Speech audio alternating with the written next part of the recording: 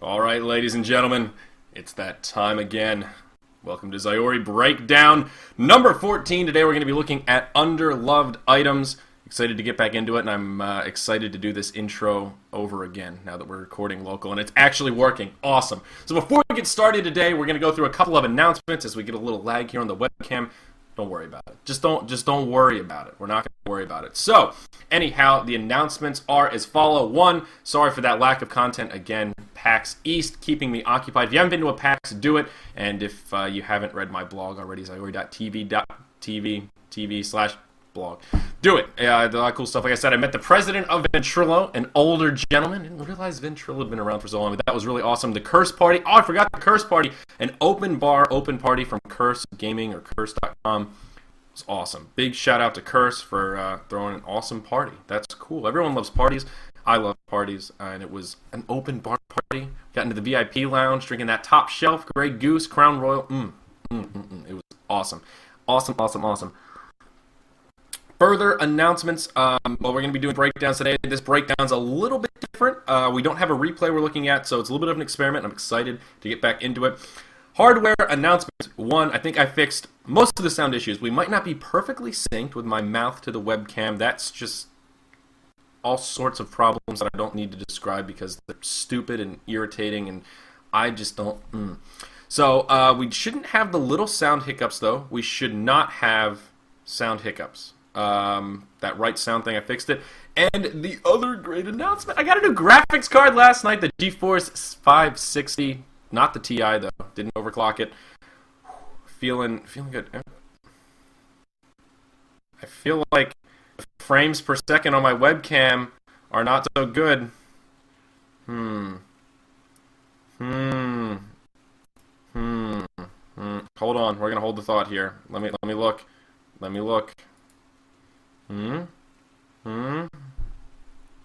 Is the sound hiccuping all over the place? Did I just lie that I thought I fixed something and didn't? The webcam's probably frozen. That's alright. That's okay.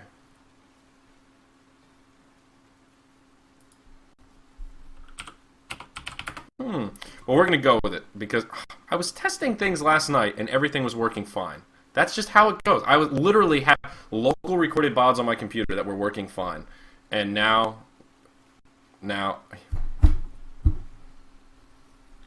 Alright. Was it skipping before? Was it skip? Hold up. Tell me if this fixes it. Does this fix it? Did that fix it? Is it better now? Tell me if it's better now. Because if it is, that's good and bad. Mostly bad, but good. That fixed it.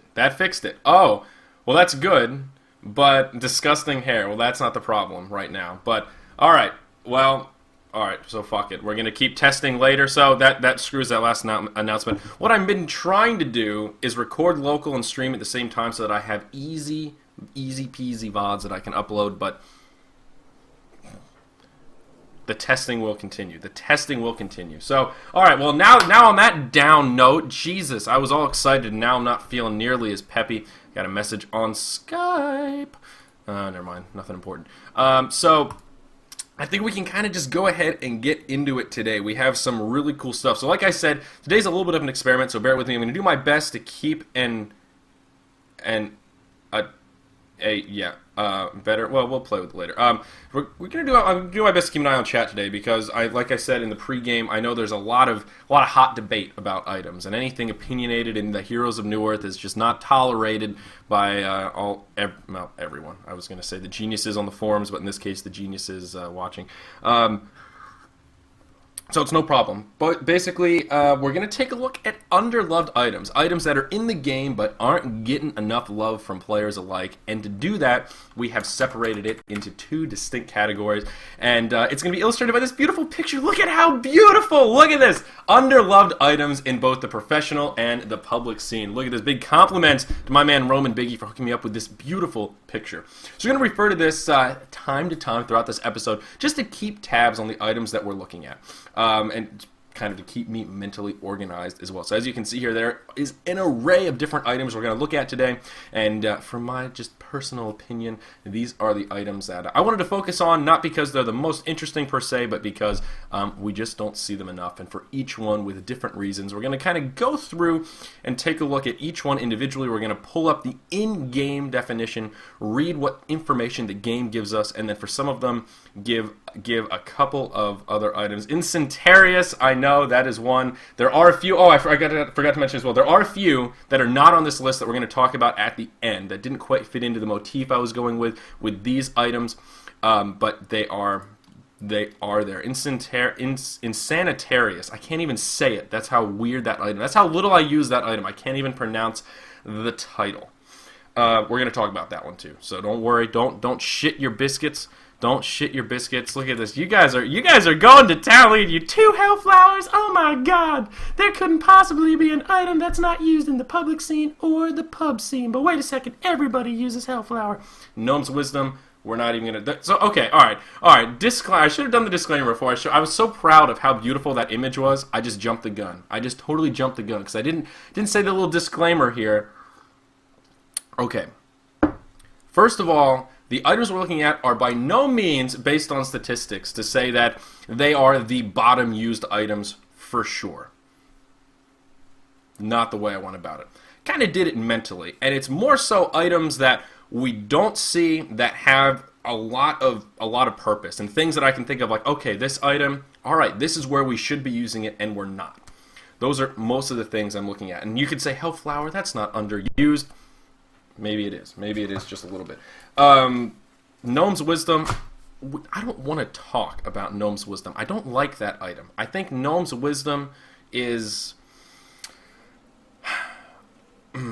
I mean, we can start off by shitting on Gnomes Wisdom. I think Gnomes Wisdom is kind of almost an overrated item, and that's sad because nobody uses it. Underloved, it most definitely is. So maybe I should have changed the title. All right, you guys caught me. There is a fallacy in the items that I picked up, but you guys are getting too hung up on semantics, and I think the content is what's the interesting part here, not the image. But that's okay. That's okay. I'm not a big fan of Gnomes Wisdom. I truly am not, because. The reason I don't like Gnomes Wisdom is because it doesn't stack with Abyssal Skull, and I prefer Abyssal Skull. The armor auras don't, and I think that's kind of a key aspect of the items. And given the investment required, and it's a support-based item, you're not going to see too many games where you have 2 supports that are like, all right, I'm picking up a Gnomes, you get the Abyssal. So, given that information, if we have to pick one of those big support items, I would rather see an Abyssal Skull for that armor aura, because it does give more armor. And on top of that, before that, I would almost even rather a Tablet of Command or Storm Spirit. Of course, all very situational. But did I really dip my hair in the coffee? No, I didn't.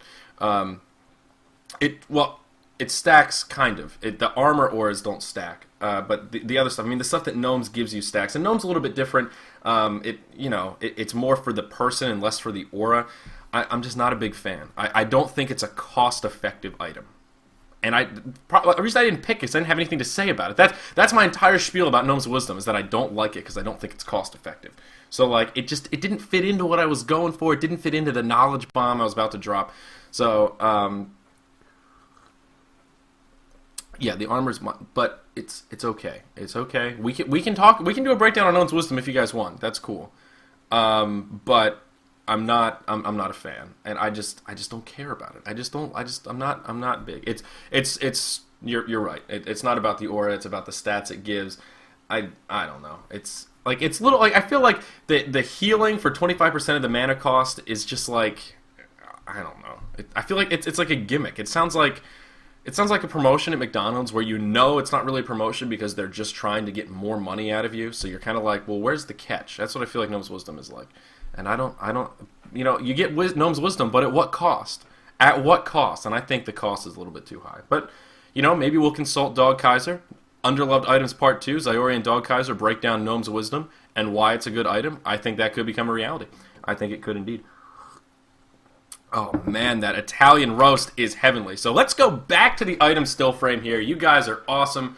All right, I'll try it. I will give it a try. I suck at torture, but I'll give it a try. So, today we are going to start off in these two clumps. We're going to start off with the professional scene. Keep in mind, I've never done a breakdown like this, and this one may go long. It may possibly go long, and I'm so bummed I can't do that local recording. Anyhow, we're going to start with the professional scene. So, lo and behold, oh, you guys can't see my mouse pointer on here. Damn, that sucks. XSplit needs to implement that so I can point to the item that I'm talking about. But of course, we're going to start off with none other than Abyssal Skull! You shouldn't have been surprised. If you've ever heard me cast, if you ever heard me talk about Han in a coherent manner, you will know that Abyssal Skull is what I'm all about. That is my main squeeze, and we're going to start off with something that I feel very passionately about. So let's go ahead and take a look at the in-game here. And oh gosh, I got to move this overlay. We're going to move this. There's no good place for it because the items. This is rough stuff, guys. Hold up. We're going to do a little bit of live production. Look at that. Live production. There we go. Ooh, that fits in there so nicely and all nice and tight. Like, there we go. And shut up, no, ZyoriTV. All right, there we go. So, first items first. Let's take a look at Abyssal Skull, where each item we're going to kind of go through the little statistics here, talking about what is so special about it. So, Abyssal Skull, of course, is interesting because it is a completely aura-based item. That's pretty rad, man. That's pretty wild. So, we've talked about Abyssal Skull a lot. I'm not actually going to spend a lot of time on Abyssal Skull because I talk about it almost every opportunity that I get. But the biggest thing is that it creates a 7th slot for your carry. Once in that later game, when they have all 6 of their item slots filled up, you can get the full effects of Abyssal Skull, if you're a melee hero, mind you, via the aura, because everything that it does is aura based. And what's really cool is the lifesteal stacks with other lifesteal attack modifiers because it's aura based. That's pretty rad also. No other item in the game quite like that. I also want to note the armor aura that it gives, plus 5 armor, equivalent to the positive set Soul's Bulwark. It does indeed stack with Soul's Bulwark and Demonic Breastplate, and we'll notice that Gnomes Wisdom gives a plus 3 armor aura, and Ring of the Teacher gives a plus 3 armor aura as well. So it is the highest positive armor aura, less that of Soul's Bulwark, which is kind of an aura, but it doesn't count quite like this. It does indeed stack with Abyssal Skull. And that's one of the things I'm sure someone right here is saying, it doesn't stack with Demonic Breastplate, because I've heard people say that, and it does. We've tested it several times, and they do indeed stack. So that is one of the things that makes this item really freaking good. And of course, that plus 15 base damage is not so bad. It's not the most damage, but again, the idea of a 7th item slot. One of your supports can pick this bad boy up, and in a team fight, your carry reaps the benefits. Pretty damn rad. So let's go back to our little image still frame here. What's next on the list? And that is an interesting one. Little Gravelock. As we can see by this cute little logo here, Gravelock indeed. Souls is, isn't it plus 5 minus 4? Or am I totally confused? Is it not totally like that? Let's take a look. Let's take a look. And it is, what does the vertex, pardon me. The passive is plus 5. The aura is plus 4. So it's the largest armor aura in the game. Largest armor aura in the game. Yeah, with Soul's Bulwark, it gives you 5, and then the aura is plus 4 minus 4. Too many numbers, too little brain space. So that's the way it is. That's the way it goes. As that gentleman in chat said, 15% of 250 is indeed 37.5. Which is not bad. And keep in mind that goes to your whole team. If it was not an aura, the thing that makes Abyssal Skull good is that aura. That's really the fact that everything it does applies to your whole team. That's what makes it a really, really cost-effective item. Not because the stats are so radically wild, not because 5 armor is going to save you from a shield breaker, not entirely at least, because it's aura-based. That's what's really rad about that item. So let's go back in here and let's take a look at the next item on the list. Under Initiation is Gravelock. So Gravelock is another one of these kind of interesting items that is really new. As we're pretty well aware, Gravelock is one of the newer items that is now available in tournament play. So in tournament mode, pros are more than welcome to start utilizing Gravelock. So all Gravelock is a Talisman of the Exile, buffed with this 250 gold recipe that buffs up those stats a little bit, an extra plus 1 to all the stats. But once you get an assist, someone dies in your general vicinity, it does become charged, and you have a 10-second reduced respawn timer. So Gravelock is kind of an interesting item, mostly because we haven't seen it at all. And this is one of the things that Breaky and I talked about in, which cast was it? One of the more recent casts. we both thought, we were both really confident that once this item was in tournament rules, it would be really popular. It would be the thing that everyone, the new Cthulhu font, if you will. And that wasn't the case. We actually rarely see it. And it still boggles my mind a little bit. And I think this is one of the items, amongst many items we're going to talk about, that have fallen victim to that idea of things that are just slow to change. You know, people tend to overreact to changes and are slow to adapt new things. A perfect example is Puppet Master. Puppet Master has not been changed recently, but he's been picked up at an increasing frequency. For a long time, everyone said, "Oh, Puppet Master, he sucks, he's stupid, nobody likes Puppet Master," and then, you know, Puppet Master's not that bad. So he was overpowered, they nerfed him, and everyone's like, well, he's not as good as he used to be, so now he sucks. Well, no, now he doesn't suck, he just isn't totally broken like he used to be. So that sort of overreaction to changes is analogous to this sort of whimsical nature of adapting to new items. So Gravelock, it seems to be one such item, because the way I reason it, it's pretty damn valuable. And I think it's particularly valuable on those roaming supports. So the way it works is it reduces 10 seconds off that respawn timer if you die while it's charged. Of course, it doesn't stay charged. Once you die, it becomes uncharged, so you have to kill somebody else. So it's very good for those heroes that are really about the assist. You know, your Glacius, your Magmus, your Behemoth, what have you that's roaming around. All you need is the assist. You don't need the actual kill. So this is an item geared towards those heroes, at least in my humble opinion. On top of that, it reduces a static 10 seconds. It doesn't matter what level you are, how long your respawn timer is, it is a static 10.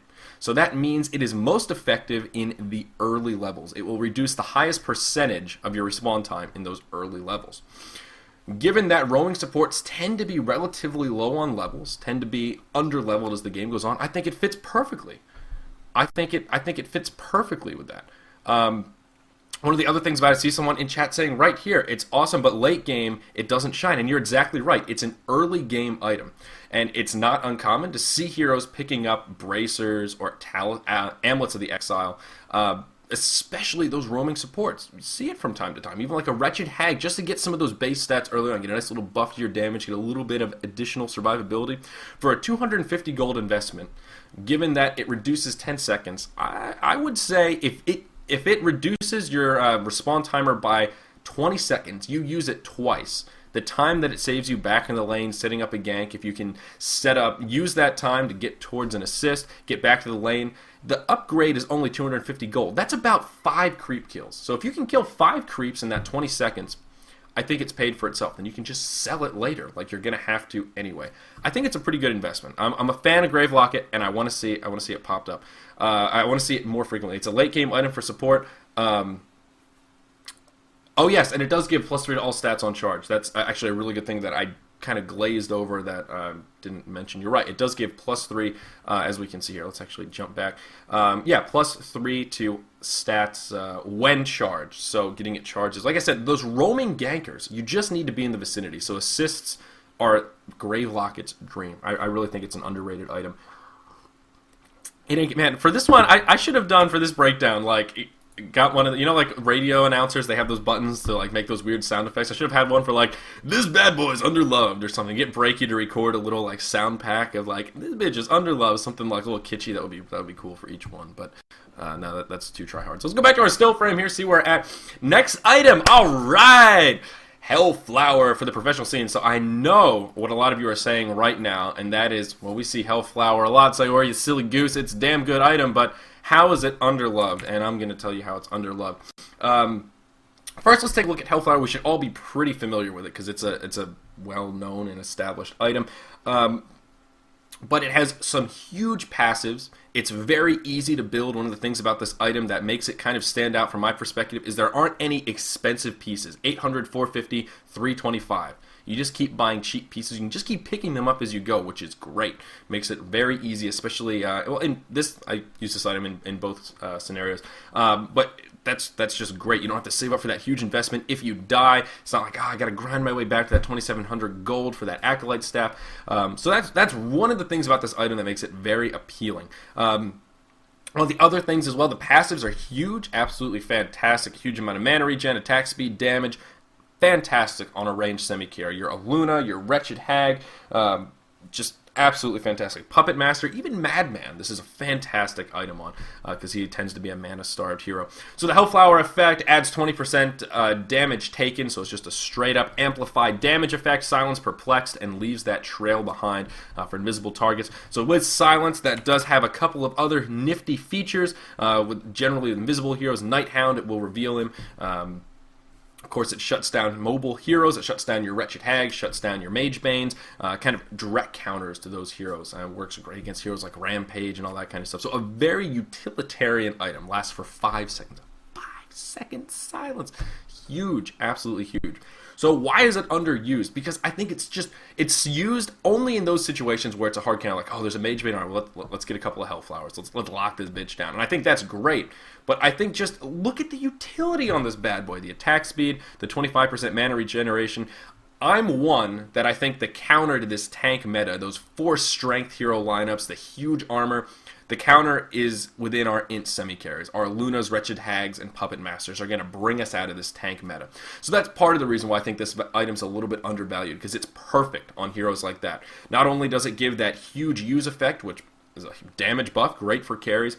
The stats are great. Attack speed, damage, intellect on an intellect semi-carry, that's good too. And the mana regen, usually those intellect semi-carries are great. And also, it's not a freaking attack modifier. That is absolutely huge. One of those items that is not an attack modifier, works great with Harkons, works great with any other attack modifier you can bring on. Puppet Master is, well, you know, hard carry, semi-carry. He's a carry of sorts. He's an intellect carry, okay? He's a carry. He carries some stuff. Why there are CC limits in competitive Han? I don't know what a CC limit is. Go on. So I think this item synergizes very well with not only semi-carry, like I mentioned Madman, and we've seen it a time or two. We don't see Madman a hell of a lot anymore. Maybe even more in the pub scene. This is great, but if you can rush an early Hellflower on Madman, it gives you that huge mana regen. It gives you attack speed and damage. I mean, if you can lock somebody down with Hellflower, he has enough burst damage with his stun, his little invisible thing, stalk, and then all that. It's great. I think Hellflower on Madman is a fantastic item. But yeah, Harkons and Hellflower together are great. Crowd control limit, max 2 hex per team. It's just to stop abuse. I mean, that's easy. That's just because. Just to stop abuse. If everyone, so you can't just like change Storm Spirit somebody and grief them. That's kind of about it. Yeah, I was just thinking that there aren't too many tournaments these days that use crowd control limits. That seems to be kind of that was like back in the days when there were limits on backdooring. Now we've kind of gotten away from limiting what pros can do and just say, well, you know what, it's part of the game, you guys can handle it. That seems to be the shift in the tournament meta, if you will, over the past time or so. So, again, Hellflower is not a terribly underused item, but I think it needs to be used more, and I think it needs to be used more on a specific group of heroes that will sort of start to counter these really tanky armor heroes. We're going to talk about Hawkins Blade, and I'll kind of come back to Hellflower a little bit when we get to that. So, next item up on the list, actually, you know what, let's actually go out of order here. Let's skip down to that Hawkins Blade we see under the Abyssal Skull, because this is a talked about, and we are going to come back to Barrier Idol and all that good stuff. Don't you worry.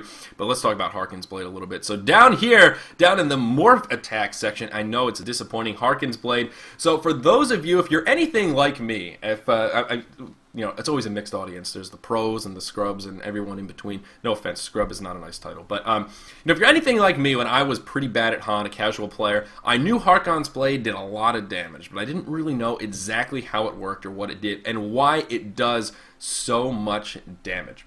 It's a really interesting item. As we can see by the little tooltip here, it changes your attack damage type from physical to magic. So that auto attack is magic damage, just like Pyromancer's spells, just like Wretched Hag spells. So that's an interesting concept, just changing what should be physical into magic. And then on top of that, it gives you some nice stats. Your int, damage, attack speed, mana regen, very similar to the stats that are on Hellflower. Mind you, this is an intellect carry / semi-carry item. The stats are similar to Hellflower. That would lead us to believe Hellflower fits into that nice little niche as well. But it also has the same effect that a Shield Breaker has, but for magic damage. -5 magic armor. And that's what makes this bad boy a beefcake. That's what makes it a really, really powerful item. Now, poor Hawkins Blade has had some big changes made. This is one of these items that used to not be an attack modifier. It used to be just like Hellfire. You would get it, and it would have that minus armor debuff, and it was insane. Absolutely insane, because you get that and then get an attack modifier on top of it. Get a slow or a lifesteal or a frostful skull, whatever you want. And it was insane. It was absolutely insane. Back in the days when Puppet Master was broken, this was, well, not, I mean, Puppet Master had some other problems, but this didn't help. This did not help. So now Hawkins Blade, again, victim of a nerf, and then everyone drops it. Instantly, they're like, it's not as good as it used to be, so now we're going to boycott this item. And that's not the best way to go about item selections, because Hawkins Blade is still very good. Now that it's an attack modifier, I think it's pretty balanced. And we've actually seen it a couple times. I was actually trying to find that replay of Era on Puppet Master with the Hawkins Blade, and I couldn't find... I found a bunch of replays with Puppet, but none with Harkin. Dr. Repulsor with Hawkins Blade is really, really good as well. So it's still a very powerful item. You just have to be very wary now, knowing that it's your attack modifier. But it still has a huge potential. And again, I talked about this shift in the metagame. The next big thing, I think, is going to be like these Wretched Hags, Puppet Master, Alunas. And those are the three that come to mind right away as are just like, all right. And if you see one of these heroes with a Hawkins Blade, with a Symbol of Rage, with a Hellflower, they're pretty scary. They do a lot of damage. I mean, even a Savage Mace on top of that for some of that added DPS, they really become scary carries, as I like to put them. So Hawkins Blade, again, one of the items, it is situational indeed. One of the things people talk about with Hawkins Blade, I got to flip the page in the notebook here. Like I said, I've got more than enough notes for this breakdown. A thing about Hawkins Blade is that people say it's very easily countered by one 400 gold investment, and that is Mystic Vestments. Mystic Vestments give you +5 magic damage, or magic armor rather, and Hawkins Blade is -5 magic armor. So it kind of nullifies that effect, which is true, which is absolutely, absolutely true. That does minimize the effect, and it's a very small, investment. But Hawkins Blade is still good on top of that. That nullifies the attack modifier, but it still makes your auto attack mitigate all of the physical armor. So even if someone has that, I mean, your base magic armor is not really that high. It nullifies the Mystic Vestments as well. So without Mystic Vestments, you only have 24% magic damage reduction. And generally, by the time you get a Hawkins Blade, that is going to be less magic reduction than the physical armor. So if you just had Hawkins Blade, but it didn't do magic damage, you just had all those stats, and you were doing physical damage with your auto attack, that armor is going to mitigate more. So that is important thing to talk about, or to keep in mind, that just changing your auto attack to magic damage is huge. And Hawkins Blade does not stack with Vindicator's whatever it's called, true damage thing. I learned that the hard way. Don't get Harkons on Vindicator. It is absolutely terrible. Absolutely terrible. Oh man. So that is a good thing to point out. I see some of you guys talking about spell shards as well. That's an interesting one. Spell shards is not on here. Not one that I was going to talk about too much, but the one where, like, actually we can pull it up right now since I see there's a hot debate amidst the chat. It does not go below 0. That's very important to note. And so, you know, spell shards has a similar effect to Hawkins Blade, but if the target's magic armor is greater than 0 after all other changes to it, then it causes any magic damage you deal to ignore up to 246 armor. Magic armor can only be ignored to 0 at best. Very important. Cannot be negative. I see some guys in chat. You guys are on the right track. Look at you. You guys know your heroes in Newerth shiznit. So that's very important. Very important indeed. So spell shards can stack very nicely with Harkins if you have an opposing team that has a whole bunch of shaman's headdresses and not just... I mean, I guess you could use it to mitigate that initial base 5. Yeah, all right, I can see it. You know, spell shards mixing with Harkins. You have a base 5.5, so there you go. There you go. Now the real conundrum is, does spell shards work on your auto attack if you have Harkons activated? That I'm not sure of. That is a really good question. Not something I tested before this, and we may have to do that after this breakdown, because that's something interesting that I'm actually not so sure of. That's pretty wild. That's pretty rad. That's pretty rad. I'm really not sure. I can reason it both ways. The wielder's spells, I would say probably not, but does wielder's spells mean specific spells or just magic damage?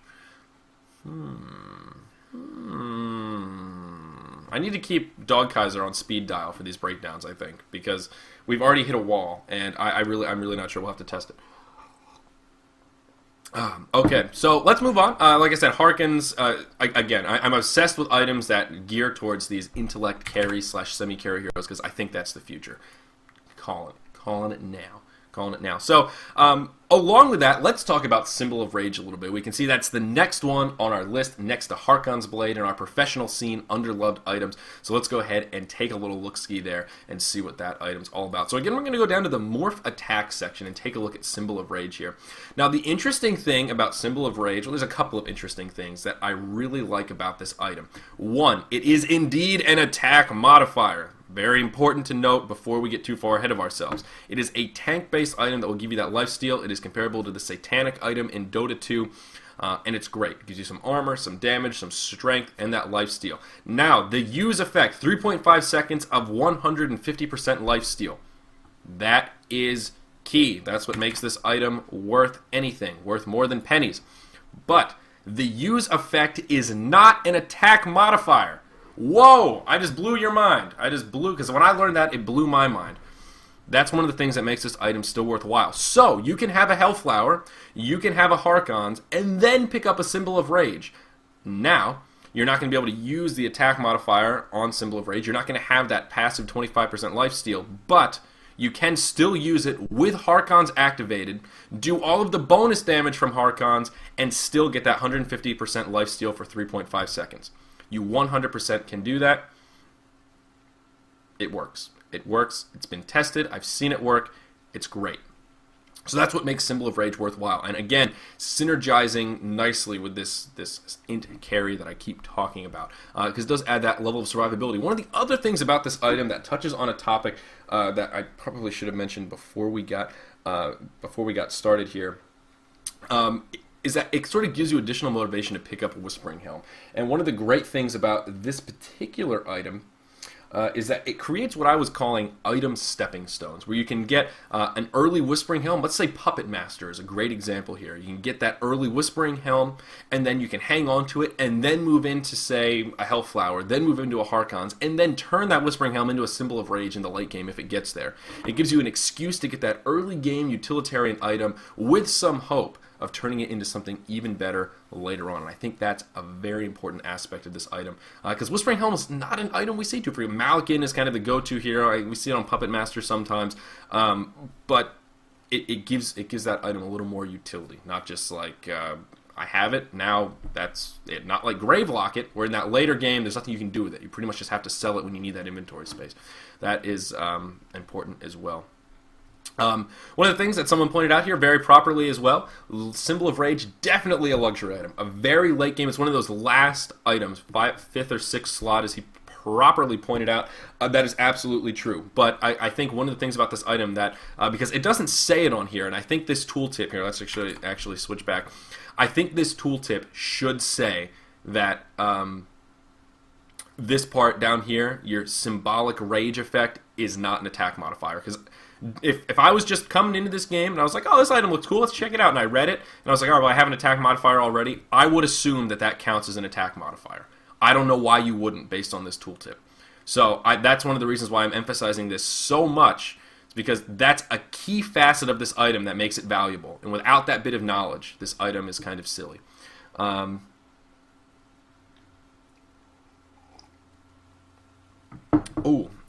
me get that match ID. Maybe we'll take a look.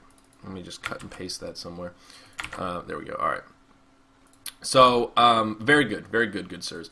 So, Symbol of Rage, ladies and gentlemen. Symbol of Rage, all right. So, speaking of lifesteal, let's move on to one of what I would call the most hated on items in the world of Newerth, and that is indeed Elder Parasite. Now, Elder Parasite, this is an item that it goes way back for me, because I remember I was playing Han quite a bit during the Kronos phase, when Kronos was the carry. He was the hero. You picked Kronos, goddamn Kronos pickers. He was the bee's knees, okay? And at that time, the build with Kronos was Steam Boots, Elder Parasite. Then some damage items that you thought were pretty good. You could just go for it.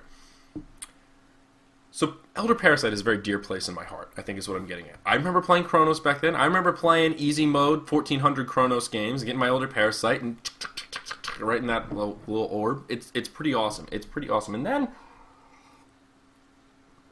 everyone decided Elder Parasite is just the worst item in the game. I think if we took a poll and said, what is the worst item in Heroes of Newerth, I think Elder Parasite would give us a run for the money. I really think it would. So let's go ahead and just look at it here. It's a pretty well-known item, like I said. There's a lot of hate about poor Elder Parasite here. So a very simplistic item. It's just a hungry spirit. I forget what it's called in Dota. The fattest loot. 10% lifesteal, and just 900 recipe or 1,000 recipe. Pardon me. 900 hungry spirit, 1,000 recipe. So a 1,900 cost item. Gives you the passive of 17% lifesteal. Compared to the other lifesteal items here, we've got the 15% on Abyssal, and 17% on Elder Parasite, and 15% on Whispering Helm, and Symbol of Rage is 25%. So it's right in the middle, 17% lifesteal, not so bad. But the big, of course, about this item is the use effect. 20% movement speed, 100 attack speed, but the double-edged sword, 15% damage taken. So it's very similar to that Hellflower effect. A little bit less, of course. 15 is less than 20. But the same kind of a concept. So that's a little bit scary. You turn on Elder Parasite, you're doing damage. Pyromancer ults you, boom, you know? So Elder Parasite is definitely a double-edged sword. Of course, it doesn't count as an attack modifier. It works really well on heroes like Chronos. You can use it inside of the ultimate, so you're not really in danger of taking a lot of damage while it's on. It does buff your DPS by an absurd amount. It does serve as a pretty good getaway item because it does increase your movement speed. So let's see, where are we in my list? So I labeled this item in my notes as interesting yet undervalued. Wow. Wow. One of the things that's a little bit scary is it does Hellflower does counter it pretty nicely. If you use Elder Parasite and then get Hellflowered, you're boned, man. You are boned. Sackstone, we are going to talk about Sackstone. Elder Parasite, though, it is worth it on a couple of heroes. Madman is one where this is pretty good. But I see somebody in chat. War Beast Wood, my man, you need to pat yourself on the back because you took the words right out of my mouth. Pebbles is the hero that I think Elder Parasite is the most underrated on. And I sort of took this data from the Dota 2 scene a little bit. And that's one of the things that the last Dota 2 tournament I watched, the casters just kept talking about over and over, is Pebbles, or whatever his name is in that game, Tiny, being kind of a hard carry. Now, Pebbles is an interesting hero. He starts out early on with that huge combo burst damage. You know, we all know about Pebbles. You get that fast portal key, get some steam boots. You can move straight into a demonic breastplate. Of course, his auto attack is huge, so he needs that. He gets damage at the expense of attack speed. We all know. Oh gosh, this coffee's making me burp. Sorry, pardon me. We don't know how it works. So he has a huge base damage. Pebbles just has an absurd amount of physical damage. So mixed with that demonic breastplate, Elder Parasite works great on him. Because he's a tanky hero. In that late game, if he has a heart, if he has any other survivability-based item, he has a huge amount of armor. He's got that passive that reduces debuff duration and also gives him armor. He's a rock. He is literally a fucking rock. So on a hero like that, a 15% damage taken buff isn't quite as bad on a hero like Wretched Hag. You know, she's going to get burst down, but Pebbles can sort of afford that because he's going to take that damage. And his auto attack is so big, as someone said, it destroys carries. He does so much damage. He can actually play a little bit of a carry role with that Elder Parasite. Works on Hammerstorm, another hero that it could certainly work on very nicely. I think it's a great item on Pebbles for sure. I had another one here.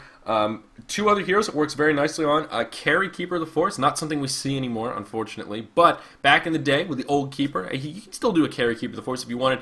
Again, the idea of a disable ult where you're not really in danger of taking a lot of damage, pound away at him, and then you kill him. That's a good plan. And the other hero it's great on is Berserker, for a similar reason to that of Pebbles.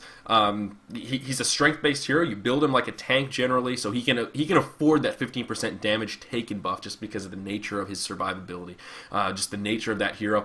Elder Parasite is almost a core item on him. It is really scary. So you need to, just watch out. I think Berserker is an absurdly strong hero who needs to be nerfed. Once he's introduced to the pro scene, I think he's going to be the next Cthulhu Font times 2. It's going to be any hero. I'm telling you, man, the perfect analogy. He's like paladins in Season 4, Season 5, when prot paladins could stack stamina and it would give you spell power. You can be a tank and a healer at the same time. It's insane. He builds like a tank and it gives him damage. So he just like, he's hard to kill and he does more damage in the same process. He's an absurdly strong hero. And Elder Parasite is a fucking good item on him. So that's one to watch out for. Of course, it still works on Chronos, but the big one is Pebbles. I would love to see more Elder Parasites on Pebbles. But we don't. Who's my favorite hero? I like Wretched Hag. Wretched Hag's my favorite. She's so cute. I like Wretched Hottie. She fine. She fine. Alright, so enough about Elder Parasite here. We're wrapping up towards the end of the professional scene here. I think we're making pretty solid time, maybe. Who the hell cares? Oh, man. Oh, man. Okay, sorry, I was reading chat, like I said. Can't talk and bite my lip and read at the same time. And I feel like, you know that thing when you have your lips are a little chapped and you just kind of want to bite off that chappiness and, like, it's not quite there and you just still want to get rid of it and you don't want to pick at it because it's gross, but you really want it to be gone. That's what I'm experiencing right now. It's terrible. Anyhow, let's take a look at one of these last items. We're going to say Barrier Idol for last since we kind of took a weird track around the professional scene items. And let's take a look at Wingbow. Wingbow. Now, when was the last time you saw a Wingbow? Because I can't remember the last time I saw a Wingbow. I honestly can't remember the last time I saw a Wingbow. I'm really not messing around. So let's take a look at this bad boy. One of the few evasion property items, which is kind of interesting. Of course, evasion properties don't stack. That's a great bit of information, given there aren't any evasion things in this game other than Wingbow and Zephyr, which we'll talk about in a second. So evasion, it just basically dodge, same concept here. And Wingbow is a really straightforward item. You got your basics here. You got your Steam Staff, your Snake Bracelet, and your Dancing Blade. There you go. Agility, damage, attack speed. Why is it plus 32 damage? That's really weird. I didn't realize. I thought it was all 30s across. It's 32 damage. Just 32. You know, that extra 2 damage balances this item out. What the hell is that? And then, of course, 30% evasion. So that's interesting indeed. And I see someone, RKZ92, that's right, my man, they should create some other items for evasion. I agree. And it's weird that we have this mechanic that, like they said, you know, we have Symbol of Rage that it's very clear that it's an attack modifier, but that tooltip's not labeled. And then we have Wingbow here where, well, it doesn't stack with any other evasion properties. Okay, what am I going to stack it with? 2 Wingbows? Okay, I mean, yeah, Wingbow doesn't stack with itself. You can't stack Snake Bracelets, I guess is the point. So you can't do that. And the only other evasion mechanic in the game is Zephyr with his, whatever it's called, Cyclone Shield or whatever the hell it is. So those are the only 2 evasion mechanics in the game. And well, most of us might know, or maybe not, because no one really talks about evasion ever, because it's just not a big mechanic in this game. You know, Dota 2, there are a few more heroes, like Bounty Hunter has an evasion. There are some other heroes that have dodge, so it's a little bit more useful. But Savage Mace does counter this. You know, Savage Mace and also the Arachna Aura now giving True Strike. I think a lot of people don't quite understand what True Strike means, and it means you will not miss. So the other pseudo-evasion mechanic in the game is that uphill-downhill conundrum. If this is you, and this is me, and you're firing arrows up at me, you have a 50% chance to miss because I'm on the top of the hill. That's just a mechanic in this game. That's why sometimes we're casting games and there's an uphill shot, break, you'll be like, oh, I had an RNG, because it's exciting. You know, 50, it's kind of a risky, you know, going all that one last auto attack, but it's uphill. Is it going to hit 50%? It can go either way, kind of, woo. You know, it's a rush. So that's where that whole thing comes from. And a True Strike does cure that. Savage Mace and the Arachna Aura both will prevent that from happening. You will hit uphill every single time. And I see someone here, Cat Lomain. Cat Lomain hitting us with some knowledge. You never get Wingbow, or at least almost never, because the current metagame is such a push-heavy thingy, and there's more magic damage early than mid, early/mid than physical. Wingbow is awesome later game when there's more physical than magic damage. Cat Lomain with the knowledge bomb, making it happen. He's exactly right. And my next point was going to be that Wingbow is really very useful in that late game hard carry versus hard carry situation. If you have a Madman versus some other really hard carry, but Silhouette for perfect example. You know, that's really going to nullify any hero with a physical auto attack damage output. It's going to nullify their damage by about 30%, so that's huge. But of course, easily counterable by Savage Mace, and a lot of heroes or players mix in Savage Mace as part of their chords because it's a really good item. Aside from the True Strike, it's just a good item, so a lot of people get it. The only thing that I was thinking about where you could take a Wingbow and really capitalize on it is if the other team is a really farmed physical carry. You know, and this isn't only in pro play. Anywhere. This is anywhere. You can force a Savage Mace. So if you have a game where you have alternating hard carries, it doesn't matter what they are, whether they're both range, it's all about that physical auto attack damage. If they've already committed to another item that isn't Savage Mace, say Geometers and Frostwolf Skull, they already have a huge sunk cost there, and you get a Wingbow all of a sudden, you're going to be tilted for a good long while. So you're going to force them to get a Savage Mace. And in some situations, this may be ideal. If you have a team that has some pretty serious crowd control, where a Shrunken Head would be a great choice, or a Nullstone would be a great choice, you're going to force them to pick up that Savage Mace instead of going for those tanky survivability items. You're forcing the hand of your opponent. You can utilize that to your profitability in certain situations. On the other hand, if they still go for that Shrunken Head or what have you to avoid the crowd controls, then in a straight-up duel of your carries, that Wingbow you're just going to win. Mitigating 30% of their damage. Hello? Anybody home, McFly? It's really good. It's really good. You got to mix in. Got to mix in the Back to the Future. The audio, I'm sorry. I'm sorry if it's not synced. I really am. Yeah, sorry about that.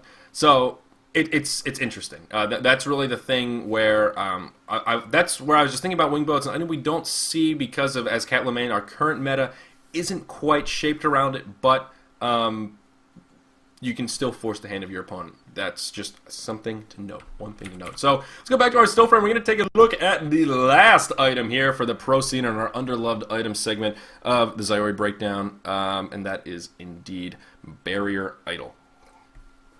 AKA Pipe of something or other, Pipe of Insanity, Pipe of Insight in Dota. I forget what it's called. It's a pipe. It's a pipe. The only pipe in the game. That's what I know about good old Barrier Idol here. So where are you, Barrier Idol? Protective. Where the hell is it actually? Barrier Idol. There we go. All right. So let's go ahead and take a look in game. I almost spilled my coffee all over the keyboard. So let's go ahead and take a look at Barrier Idol here. Pretty straightforward. It's a shaman's headdress to mix with this little guy, the refreshing ornament, and that huge recipe. So it's a pretty damn expensive item. It's about, it's over 7,000. Wow, that's a big price. Where is it? Why isn't it showing up here? Or am I just totally blind? What is it? It's not, is it under supportive? Okay, there it is. Oh, no, wait, it's 30. Is that right? 32, 36? Yeah, oh wow, I screwed up them. Alright, it's 3,600. I totally screwed up my numbers. Why was I doubling that? I was just like, yeah, fuck it, let's just multiply that bitch by 2. Yeah, 7,200 gold for Barrier Idol. Such an idiot, such a dumbass. So, it really just takes the properties from these two items, your little aura here, this and that, and it gives you that shield 400 magic damage that applies to the surrounding units. Of course, you can really only capitalize on one per team. You get a debuff similar to Forbearance, 50 seconds, you can't use 2. I can't use 2. So 1 is great, and I think most well-rounded teams are going to have a Barrier Idol. Now, the thing about Barrier Idol that a lot of us don't recognize is its pushing power. Okay, it absorbs 400 magic damage. So let's break this down for a second. Let's stop and break down. Okay, when you have a pushing team, you know, you just look and you're like, all right, we got Keeper of the Forest, you know, we got Soul Reaper, we're going to be pushing, we got Ring of the Teacher, we're pushing hard. All right, cool. The opposing team, what are they going to do? Generally, anti-pushing teams consist of teams that can nuke down creep waves very effectively. Things like an Aluna, a Midas, a Pyromancer, even a Wretched Hag. Huge magic damage bursts to clear those creep waves. That's great. Barrier Idol will, once you use it, apply that 400 magic damage absorption effect to heroes and creeps surrounding you. That is huge. Absorbing 400 magic damage on your creeps. That gives them a huge amount of pushing power. And I think that's one of the things about Barrier Idol that makes it very, very strong that people don't use it for. And that's very important to note. One of the other things, of course, it just works against any kind of AoE magic damage. Slither, Magnus, Tempest, Kraken, you name it.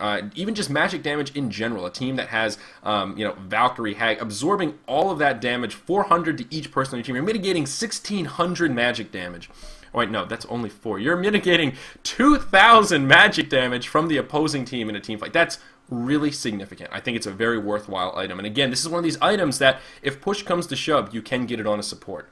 Usually you see it on an initiator, like your Pharaoh and whatnot, or your tanks, because they tend to build headdress anyway. They can go into it. But it's not an item that if you have a hero, you're in a pinch, any hero can pick this up. Again, that idea of an aura-based item really increases the cost effectiveness. Against Plague Rider, too. I mean, there's a ton of heroes, just the first that come to mind. So they're Plague Rider. Plague Rider, there it goes. So let's go ahead. Take it back to the still frame. Alright, so this is when it gets interesting, fellas. This is what, ladies too, there could be a lady or two watching, you never know. So, we're going to move on. Part 2 of Zyori Breakdown number 14 coming up. Let's do this thing. We're not going to take a break because we don't sleep around here at the ZTV studios where our webcams lag, we can't record local, and our graphics cards are nice and shiny. That's right. That's the motto here at ZTV. Don't worry.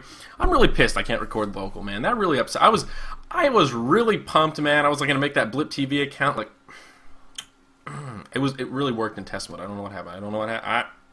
If any of you guys are good with my processors, somebody PM me about processors after this because I need some help. Actually, let's take this break. We are going to take a little part 2 break.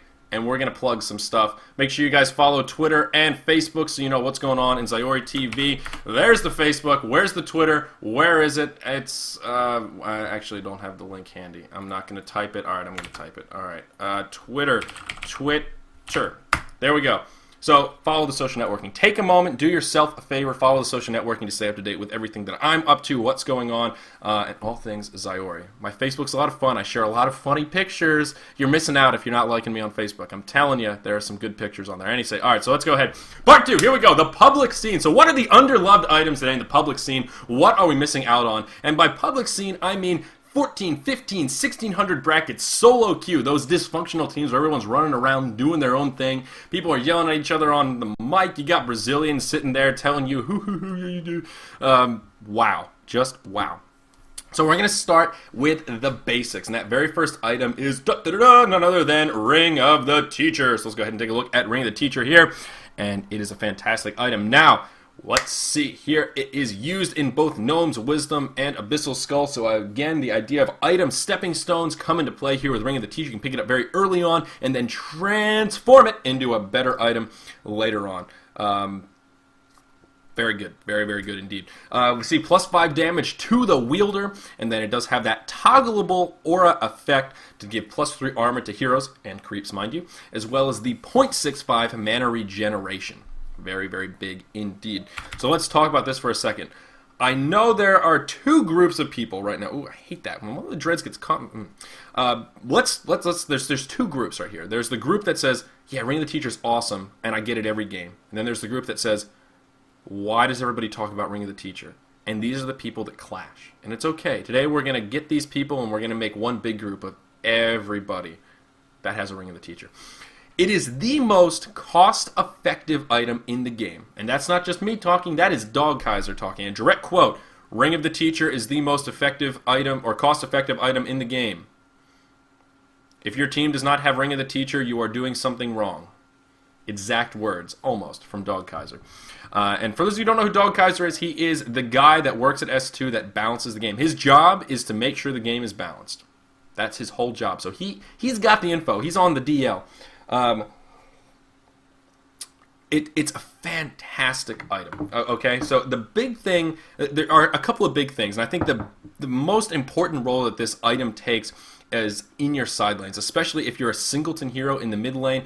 Having that effect where it only applies heroes, plus 3 armor is huge in the early game. A lot of heroes that only start with 1 or 2 armor, plus 3 is a huge margin, and that is really going to reduce the amount of damage your opponents in lane will do via harassment. In the early stages of a game, when auto attacks are tilted, even supports hit very hard relative to health, that is huge. So that will really improve your lane presence. Of course, the mana regeneration, allowing you to use your spells a little bit more fruitfully than you normally would had you not had that mana regen. Then it's plus 5 damage. I mean, that's great. That's great for only 500 gold. And keep in mind, it's an aura. So everyone in your lane will reap the benefits. Now, the other thing about Ring of the Teacher that is so important is the fact that it is applicable to creeps. And we're actually going to go ahead here, and I think we're going to do a little demonstration. I couldn't decide if I wanted to do the demonstration or just talk about it, and since we haven't had too much time in-game, I think the demonstration is going to be very worthwhile here. So let's go ahead and make it happen. Make it happen, Captain. So as you can see here, I'm Wretched Hag, and I have a Ring of the Teacher. So right now it's on heroes only. So these little creepy poos do not have the Ring of the Teacher buff on them, okay? So with that, we're going to talk about pushing power. And I've seen it so many times in games when pubs will say, you know, someone will say, oh, please turn off your Ring of the Teacher so the lane doesn't push. And they go, that has to be the smallest difference ever. That's just stupid. I'm not going to do it. And you go, thanks, dude. Thanks for being a team player. Thanks a lot.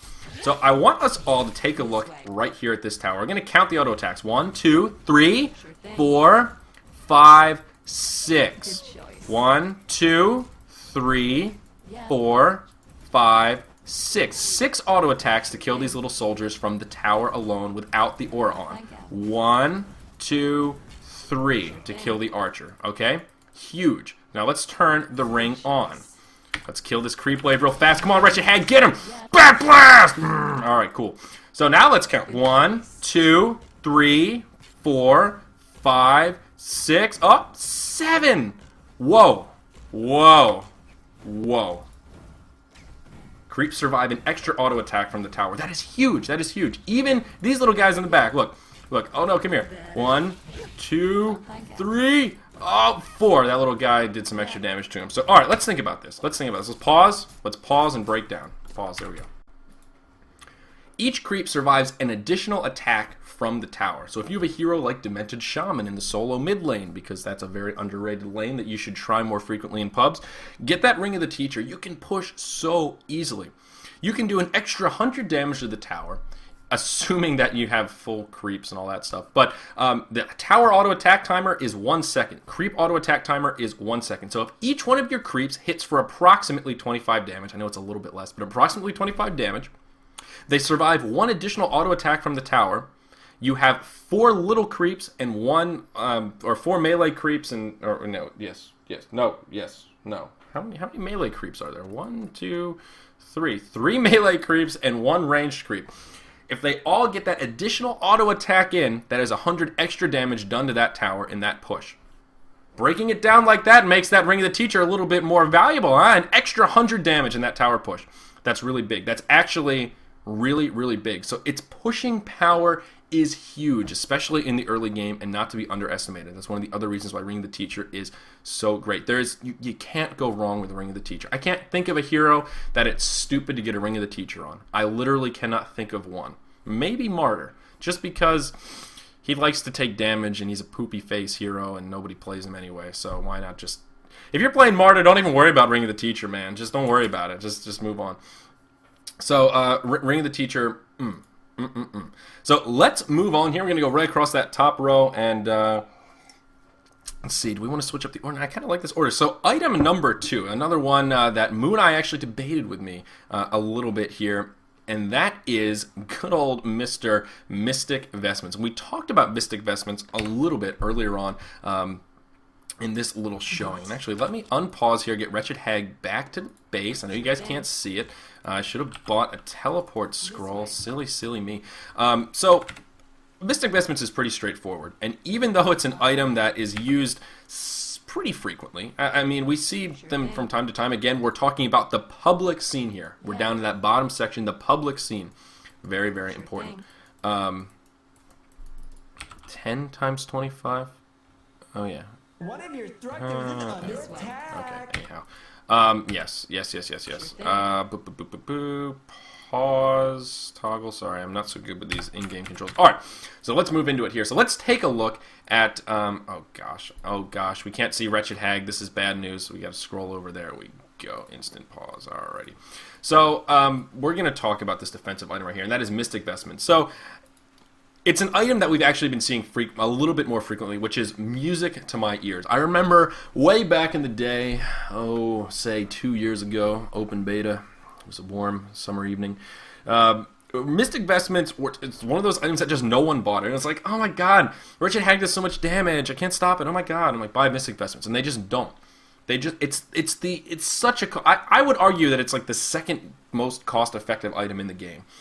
5 magic armor for 400 gold. It is huge. And if we look down here, your base magic armor, 5.5, 24.8% reduction. Let's plop this guy down in the inventory here. Take a look. Oh, do I have to unpause? Son of a bitch. I got to unpause. Sorry about that, guys. Sorry about that. Let's drop this guy down. Let's take this down to like 50% speed. So, and there we go. So now we're up to 10 magic armor, and there aren't that many magic armor items. As we can see, they don't stack with one another. So that's what makes it such a powerful item pickup. It's not like, well, it's just a little bit, we can get more later on. It's you can upgrade it once to 10 magic armor, and that's it. So 38.7 reduction, that is absolutely huge. Up 14% reduction with a little simple 400 gold investment. It is an absolutely great item. So the only reason I put it on here is it's underrated is because you should just get it. If there are big time magic damage dealers on the other team, which generally there are, almost every hero has some sort of magic damage ability, it's worth it just to pick up those Mystic Vestments. And one of the places we don't see it enough in the pub scene, mind you, the pubs, are those supports. You see Iglesias running around doing his thing. He's got his Striders. Pick up some magic armor. It is worth the investment. Believe you me. There's a reason. Every item that is in the pro scene a lot that isn't in the pub scene. The logic I would love to apply and tender to a lot of other people is there's a reason that 9 of the 10 players in this game have Mystic Vestments or Shaman's Headdress. It's not because they think it looks cool. It's because it's fucking good. It really is. So that's just one of those things.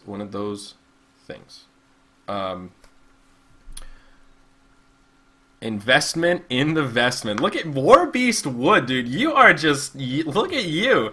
You 2 pats, dude. And I glance up at chat and I just happen to see your little words of wisdom. So I don't want to spend too much time on Mystic Vestment. It's a pretty straightforward one. It's just one that I kind of think is worth mentioning. And again, the first half was a little more analysis. Now the second half of this breakdown is a little bit more kind of like, here's some advice to all of you noobs trying to get better. So this is a little bit more fun, a little bit lighter, just stuff to note. So our next item, Void Talisman. That's what that crazy little green thing is that we never see, and maybe a couple of us don't even recognize the icon. Let's take a look at what Void Talisman is all about. 1,500 gold investment, plus 7 to all stats, and then the huge Void Talisman effect. You get -5 magic armor, disarmed, but physical immunity. Physical immunity. Now, one of the things about Void Talisman is it's super situational. Again, against a huge hard carry, like a madman. And I think the biggest one that it's super strong against is War Beast. It lasts for 4 seconds. War Beast is one of those heroes that uses that ultimate, uses that shrunken head. That's when he's really scary. You have to survive that huge burst of damage, attack speed, crit, and survivability because he can't be disabled. And then once those wear off, he's kind of just an expensive paperweight. So Void Talisman works great in those kind of situations. Of course, situational in the sense it reduces your magic armor, so you're susceptible to some huge magic damage burst, so it's not the end-all be-all of items. But one of the things about Void Talisman where I feel like pubs don't give it enough love is because we tend to look at these, at least for me, these are the item slots I look at. These are the big ones. I'm like, well, I don't need the individual parts. I can just go here and be like, oh, cool, Nullfire Blade. These are the things I need. Void Talisman is hidden under the relics section. And I'll admit, when I was a young noob, there was a time when someone told me get a Void Talisman, and I said okay, and I couldn't find it in the shop, and I just didn't. I will admit that was a time. Any physical hero, I see people listing Deadwood, Nighthound, Predator, all perfect examples. Perfect examples of, and any physical damage dealing hero that's scary, Void Talisman is going to be great against. So no, not that it needs to be upgraded. My point is that it needs more visibility in the shop, because if I had never heard of Void Talisman, and I'm playing, and you're like, yo, Zyori, yeah, get a Void Talisman, that'll counter Pred. And I'm like, alright, cool, thanks for the tip, man. And then I look in the shop, and I'm like, alright, it's not under supportive, alright, it's not under protective. Can't imagine it's combative, so I'm looking around, and I'm like, is it legendary? It's just buried in the shop. If you don't know that it's there, you probably won't find it. That's all I'm saying. All I'm saying. And I know because there was one time when I couldn't find it, and I had to ask somebody, and it was very embarrassing, and they laughed at me and said, oh, you knew it, it's in your relic. Sorry, I guess should have been born with that knowledge. Sorry about that. So it's certainly situational. One of the other things about Void Talisman in pub play that I think is particularly powerful is if, let's say, you're that super farm pyromancer and Warbeast is trying to focus you because you're the scariest one on the team. If you pop that Void Talisman, people don't know what to do. In a pro game, you use the Void Talisman, they say, okay, 4 seconds, I'm going to go hit somebody else, in 4 seconds, I'm going to be in a position to start doing damage to you again. In a pub game, using a Void Talisman or a Storm Spirit defensively on yourself, which we're going to talk about in a minute, really throws a wrench into the mix, and it changes. What's the term that I use? When I'm like brainstorming, I always come up with these really cool terms, and then I forget them. The shift in focus. It changes the shift in focus, where people go, "Oh my god, I use Void Talisman. What do I do? Quick, go kill Wretched Hag." And then I've noticed that once you do it, they don't come back and start attacking you again. Once they shift their focus to somebody else, they don't have that mental capacity to not tunnel vision and say, "Oh yeah, his Void Talisman's off." And the rare occasion where someone's like, "Oh, I can't attack him. This game's bugged. What's going on? Alright, I'm just going to kill somebody else." And that actually does happen. Try it for yourself. Make an account, go in the 1550s, and just pop a Void Talisman against a Warbeast. You could be Glacius, the squishiest hero in the game, and he'll start attacking somebody else and just forget that you're there, and you can freeze him and tickle him and do whatever Glacius does best. So it's... I would agree. I think Void Talisman's a perfectly balanced item. I think it's... I think the trade-off of losing magic armor, so you take more magic damage while you're physically immune, I think it's a very balanced item. I think the cost is appropriate, 1,500. Keep in mind, it gives you stats as well. There are certain games where on a hero like, the old Vindy, where I used to just go Void Talisman. If they had a pretty, physical intensive team, getting an early Void Talisman gives you some nice stats. I think it's a very well-rounded item. I think it's definitely underloved. There you go. There you go. So, Void Talisman, very cool. So let's move on to a very similar topic here, the Storm Spirit, and that's one that we can talk about quite a bit. Another one of these items that we see a lot in the pro scene, but we see very seldom in the pub scene. By pub, again, I mean solo matchmakers. Let's look at the stats here. Plus 10 intellect, plus 25 movement speed, as well as plus 150 mana regeneration. Let's take a look at the pieces required. All mana, nice pieces. What I like about this item, of course, is it's pretty low-cost items. I mentioned that before. But the big thing is this recipe has gone up in cost. This item has been reworked a little bit now, and we can observe a huge change in its usage frequency because S2 has balanced it more appropriately, I think. There was a little while here where Storm Spirit was completely broken, and now it's kind of on par, at least in my opinion. It's pretty close to where it needs to be. As we can see here, you're cycloned for 2 seconds. It stuns and invulnerables you, so you can't take damage, but you also can't do anything. It's usable on both opponents and allies, which is huge, and that's really where its usefulness comes in. Now, where did it get nerfed? One, the recipe used to be 200 gold instead of 1,000 gold, so the cost effectiveness in general has been reduced significantly. The Cyclone used to be 3 seconds, it's now down to 2 seconds, and the big thing is that minus 100% healing received. You used to be able to pull some clutch moves. If someone got caught out, Storm Spirit them, come in, drop the Ophelia heal, drop down your Astrolabe, and whoa, all of a sudden, Glacius is back up to full health, and there's nothing that we can do about it. That was broken, my friends, and now they fixed that. So you can no longer heal somebody while they're Storm Spirited. In Dota, what's interesting is Storm Spirit is an aggressive item. You can only use it on opponents. You can't use it defensively. And interestingly enough, in Han, we see it used almost exclusively defensively. The occasional, oh, he's out of position, quick, Storm Spirit him so we can get in position. I mean, that stuff does happen, but people don't pick up Storm Spirit to be aggressive. Usually it's to counter a hero. Like Kraken is the one that comes to mind. There are a couple ways to counter his ultimate, but Storm Spirit is one. You can use it on yourself in Dota 2, but not on allies. Okay, alright, there you go. So it's a personally defensive item. You can't use it on your buddies. So that's a great thing to point out. Very well done. But yes, Succubus is great. It interrupts channeling ultimate. So if one of your little teammates is getting killed by Succubus Panda, use it on your teammate. It'll interrupt that. Your teammate will be safe and sound. Then once the Cyclone expires, they can just run off. So it interrupts all that stuff. Of course, if they're caught in like a Tempest ultimate, caught in a Magnus ultimate, you use Storm Spirit and you're invulnerable. You take no damage. So it's a very, very powerful item. Again, in the pub scene, that shift in focus also comes into play. Where you use it, people don't know what to do, and you just run away. They just stop attacking you, and they usually don't come back. Counters Rampage. There you go, man. It's basically a Bubbles take cover. King Duckling, that's a perfect analogy. It is very similar to Bubbles take cover. It can be used that way, certainly. So, very cool indeed. Storm Spirit. One of the things as well, if you'll notice here, taking a look at the items, the item still frame here, almost all of the items, except for the first two, are use items in the pub scene. And I noticed that after I brainstormed this list. And one of the things I think pubs in general are afraid of, and I know me personally am afraid of having too many use items.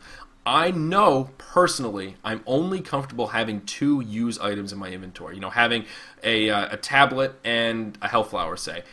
More than that with 3, I feel like I don't use them as well as I could, just because I'm just comfortable with 2. I don't know. It's part of my noobness. Once I get to 3, the hotkeys, it just in my head, it's just like, all right, too many spells to use at the same time. My keys aren't right for it. So I think that's a problem, just in general, as a pub player. Oh God, I hit the wrong button. That's so embarrassing. It's definitely important to note. Definitely important to note that. That is a problem, so still, these are all very good items. So the next one I want to talk about is Tablet of Command. As you saw, I clicked the wrong preset. We're going to talk about Tablet of Command. So let's see what Tablet of Command is all about here. Gives you some very nice stats, very cheap item, about 2k gold. Of course, it does push units 500 units, and it's the big thing with this item. It pushes you. Tablet of Command, it commands you to go in one direction. So, Tablet is so good. It is so good, Cat Lomain. It's great to troll with. It's a fantastic item. It has so much utility. And when I was thinking about this, I was like, all right, what can I say about Tablet? What can I say to gather the girth of how good this item is? And I recall seeing this video on YouTube, probably an open beta that someone linked me, and it's this guy playing Behemoth and using Tablet of Command. Some of you may have seen the video. You may have seen it. It's a great video. And we're actually going to watch it. I actually ripped it, and we're going to play it, and I'm going to send you guys a link so you can watch it at your own convenience. It's about 2 minutes long, and I think this video sums up Tablet of Command better than I could via words or demonstrating it in-game. So we're going to watch it. We're going to give a big shout-out to the guy that made it. His name is in the video, so we can look at it because I actually can't remember off the top of my head. And we're going to take a look. Now, keep in mind, it is from open beta, so the first thing he does is he's showing how you can kill trees to stop the Keeper of the Forest Eyes. Keeper of the Forest Eyes aren't in the game anymore, so I recognize the video is outdated, but the music's good, and the production value is good. He has cool little graphics. So we're going to take a look and watch that video, and then we'll talk about it afterwards. Like I said, I know it's outdated. I know it's from open beta, but the basic concept of what he's doing still holds true. So let's take a look.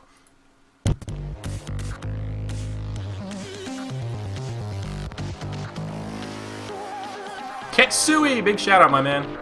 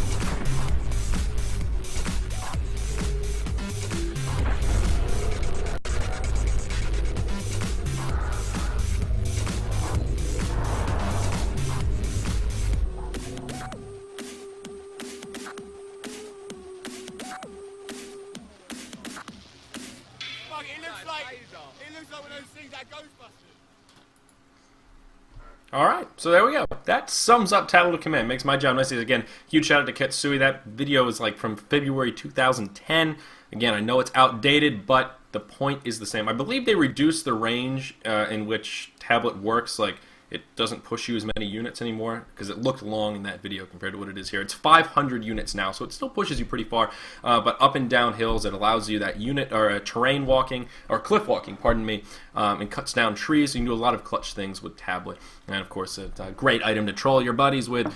So Tablet is huge, undervalued, and I think that video summed it up pretty nicely. So and look at the still frame here. We are coming close to the end of this awesome breakdown, and Jesus, this has been a long one. It's been a long one indeed, fellas. So let's go ahead here and take a look-ski. So Hellflower.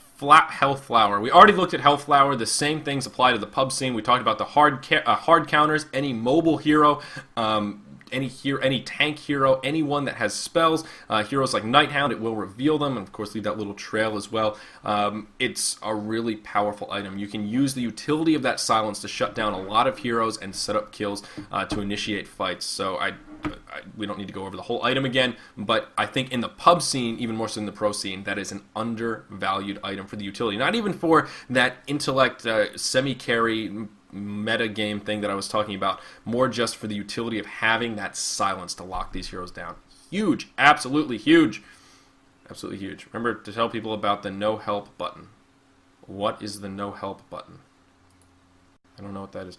Anyhow, so let's move on. These last two, the last three in the public scene here, we can really skip through pretty quickly because they're just not that big of a deal and really pretty straightforward. So let's go ahead and take a look at the, oh yes, the no help button. Yes, okay, actually now I know what you're talking about. Sorry, it took me a second, like, no help button. I thought you were making fun of me. So barbed armor is the second to last item, item number 7 here. Broadsword, ringmail, apprentice robes. One thing to note about barbed armor is in the recent patch, you can now break this item. I'm not sure what you would ever break it for. It's not like one of those, like, you know, oh, I'm going to turn my ghost marchers and then break them and then get a faster codex. I mean, just the items seem random for barbed armor. That's why it's an interesting change. Like, oh, I can break my barbed armor. Sweet. Now I can get a barbed armor, then turn it into a ruined axe, or get my barbed armor, then break it and have a. I don't know what the hell you do with it. Shroud, then souls, and then you have this guy. It just seems weird to me. It seems like a weird thing to worry about breaking. I mean, it's good. You should be able to break it because it's not recipe based. It doesn't seem to have a lot of utility to me. Where the utility in this is those barbed armor effects. Of course, what's great is it gives you +5 base armor, which is great. We talked about picking up the Mystic Vestments just to get some of that magic armor. The same applies for this. Sometimes it's great to just have some of that base armor against a team that has a lot of armor mitigation. Of course, the returning 80% of damage is huge. It counters those heroes, like your Madmans when those carries get out of control. Puppet Master, it forces them to not attack you or kill themselves while you have it on. But it's also really great against AoE heroes and ultimates. If you see a Magnus channeling his ultimate, he hits you with it, pop that barbed armor, and then there's nothing he can do about it. He's forced to take all of that damage, and that can be very powerful. If your team has a couple of barbed armors and they get a really great AoE ultimate off, they can't control that damage, and that's one of the places where I think barbed armor utility is capitalized, and we don't see that too frequently. I think it's really good. Really, really freaking good. Let me take a look here at my notes. Yeah, it can now be broken. My notes right there. I don't know for what purpose. That's exactly what I wrote down. So let's go ahead through this. I want to get to. I'm scooting through these last few because I want to get to those last couple items that aren't on this list that I want to talk about. Sheepstick, really straightforward as well. Let's go ahead and take a look at the in-game here. Where are you, Sheepstick? You are supportive. There you are. Cold your Sheepstick. Very straightforward again. Of course, with Sheepstick, it's a big chunky items. You have to buy 2,700, 2,100, and that little mana tube at the end. Some great stats on this bad boy, and of course, the Transfigured, aka Hex, 2.5 seconds, down from 3.5. It's recently been nerfed again, lessening the cost effectiveness of this item, though still very effective. I put it on underused because there are games, in the pub scene, it seems to be fairly common that teams don't push too heavily. Teams don't recognize the true pushing power they have. They kill a hero and they're like, oh, it's 5v4. And normally I'm thinking, all right, now let's push the tower. Let's capitalize on this. And they kill him, they're like, oh, sweet, we killed him. And they just go back to farming. So generally speaking, in just a sort of random 1500 pub game, picking a carry or a scalable hero seems to be to your benefit, assuming your team doesn't have 3 or 4 of them already. kind of to your benefit, especially if you're one of the guys that you're sort of like with it. You kind of pay attention. You're like trying to lead your team.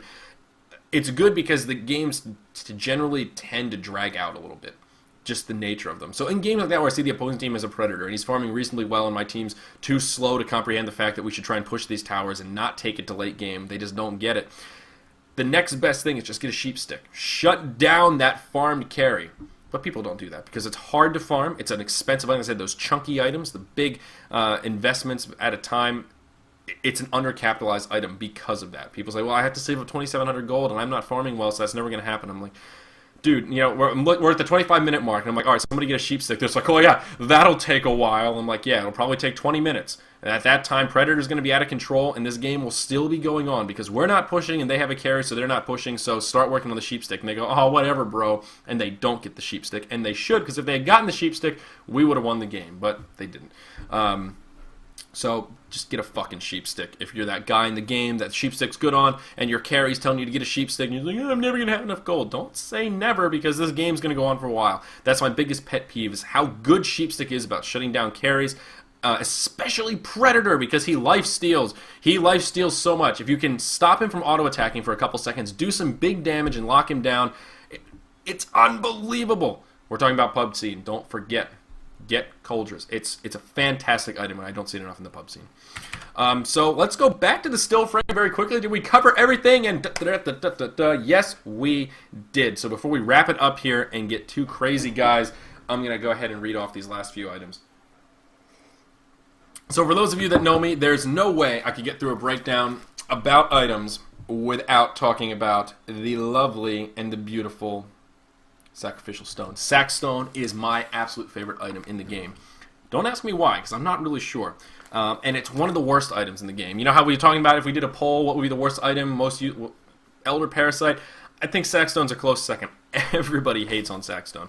And I would contend it's bad, but not as bad as people make it out to be. Similar to that of Elder Parasite. One thing you can do with Sackstone that makes it a little bit more worthwhile is you can start off getting a Vanguard. And when I play Defiler, I build her with a helmet. Sorry, Vanguard, Helm of the Black Legion, same item. I start her off with a Helm of the Black Legion. And what you can do is then break that. You can break your Helm of the Black Legion, and 2 of those pieces go into Sackstone, and you're left over a little stout shield. That's only 250 gold, and you sell it back, you drop 125 gold. So you start out with a nice utilitarian item, then as the game continues, if your farm is good enough, you can break it, and then you're a third of the way to that Sackstone. 6 items, you already have 2 of them.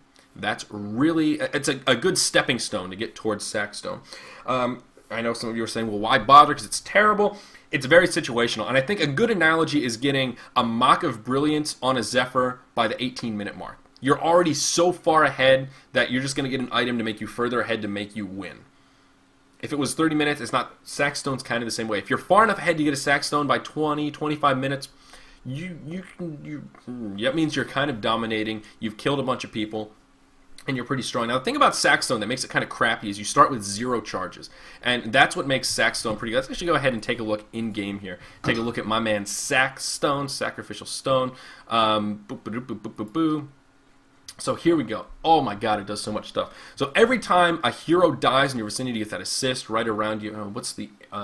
or a thousand radius. If a hero dies, on the other team, that is, you get a charge. So if you can get Sackstone up to about 10 charges or so, it becomes a very, very scary item. So as we can see here, it adds 0.5 health